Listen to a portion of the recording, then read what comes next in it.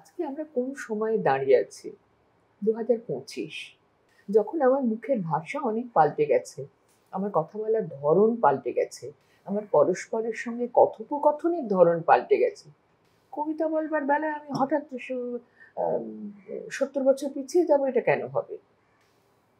আমি আজকের মতো যুক্তি সহ করে বলি, যে কথাই বলি তার মধ্যে যেন শুধু আবেগ নয়, যুক্তি থাকে।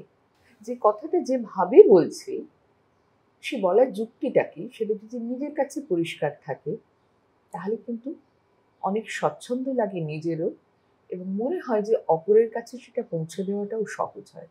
এটাও সৌম্যমিত্র মশাইয়েরই শিক্ষা, যে যত আপনার করে কথা বলবে তুমি, তত কিন্তু লোকের মনে হবে যে এ লোকটা আমার কথা বলছে। যে আমরা পরস্পর কথা বলছি, অকারণে চেঁচানোর দরকার তো হচ্ছে না, কিন্তু আমরা পরস্পরকে বুঝতে এবং বোঝাতে পারছি।